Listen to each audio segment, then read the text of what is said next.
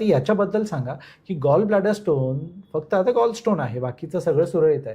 काय treatment options आहेत आणि कुठले चांगले आहेत, कुठले मोस्ट ॲडव्हान्स्ड, याच्याबद्दल जरा माहिती द्या आम्हाला. गॉल ब्लॅडर स्टोन म्हटल्यानंतर मेडिकल ट्रीटमेंट तर कट झालं सर नाही आहे, सर्जरीच हाच ऑप्शन आहे.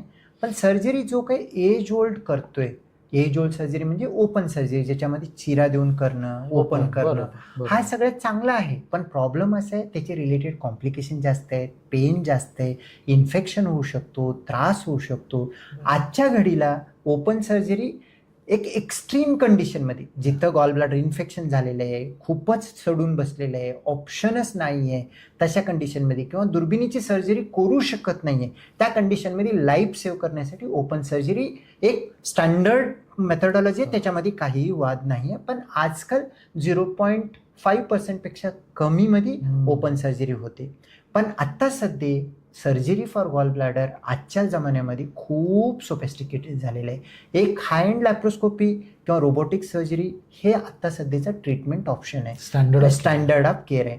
लॅप्रोस्कोपी गेले 25 वर्ष आपण करतोय, त्याच्यामध्ये खूप चांगले रिझल्ट आहेत आणि रिकव्हरी चांगली आहे, सगळं आहे. पण लॅप्रोस्कोपीचे काही तोटे आहेत, कारण लॅप्रोस्कोपी करत असताना सर्जन करावं लागतं, एक्सपर्टी 100% लागतात आणि सर्जनला सुद्धा काही लिमिटेशन असतात आणि त्या गोष्टी आपण ऑपरेट बाहेरून करतोय, मॅनेज करतोय, ह्याच्यामध्ये थोडेफार प्लस मायनस येतात. पण आत्ता सध्या पण लॅप्रोस्कोपी हा स्टँडर्ड ऑफ केअरच आहे, आणखीन रोबोटिक रिप्लेस नाही केलं. पण ज्याला फिजिबल आहे, ज्याच्या इन्शुरन्समध्ये पॉसिबल आहे, ज्यांना ॲडव्हान्स ट्रीटमेंट, कारण काय मोबाईल आपण सॅमसंग पण घेतला आणि किंवा ॲपल पण घेतला, दोन्ही फोनच येणार आहे, अँड्रॉइड, ॲपल, व्हॉट्सअप, फेसबुक सगळं चालणार आहे. पण जर का त्या एखाद्याला फिजिबल असेल, स्ट्रेन घेऊन करण्याची गरज नाही, पण फिजिबल असेल, तर आत्ता सध्याची अद्ययावत लेटेस्ट टेक्नॉलॉजी म्हणजे रोबोटिक सर्जरी. रोबोटिक सर्जरीमध्ये सेफ्टी आणि इफिकसी जो आहे रोबोटिकचं as compare to laparoscopy definitely better आहे, कारण ह्याच्यामध्ये सर्जनला कम्फर्टेबल करून एकदम प्रिसिजननं एक मायक्रो लेवलला डिसेक्शन होऊन सर्जरी होऊ शकतं. पण ह्याचा अर्थ असा नाही की गॉल ब्लॅडर आलं तर मी रोबोटिकच करेन, नाही तर नाही करणार, असं सुद्धा नाही.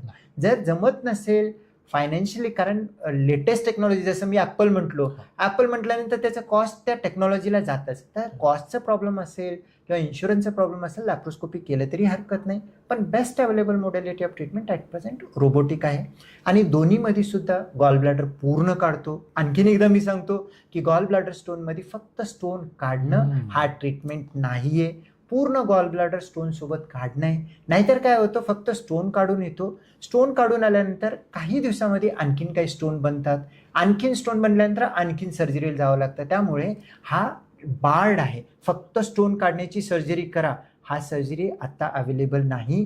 भरपूर रिसर्चच्या नंतर हा प्रूव्हन झालं की गॉल ब्लॅडर स्टोनसाठी कम्प्लीट गॉल ब्लॅडर काढणे विथ स्टोन हाच त्याचा ट्रीटमेंट आहे आणि हा एक्सपर्ट हँडमध्ये सेफली करता येतं.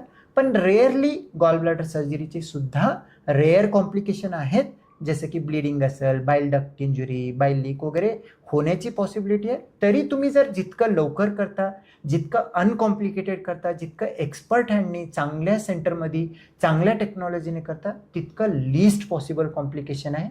आणि रोबोटिक लॅप्रोस्कोपी करायला गेल्यानंतर कॉम्प्लिकेटेड गॉल ब्लॅडर आहे, सडलेलं आहे, खराब आहे, अॅनाटॉमी प्रॉब्लेम आहे, open is last resort available. Open करण्याची सुद्धा काही काही पेशंटला गरज लागू शकतो आणि लॅप्रोस्कोपी रोबोटिक करताना ओपन केलं म्हणजे कॉम्प्लिकेशन आहे, सेफ्टीसाठी सर्जन केलेलं असतं, हे सुद्धा आपल्याला सगळ्यांना समजून घेणं गरजेचं आहे.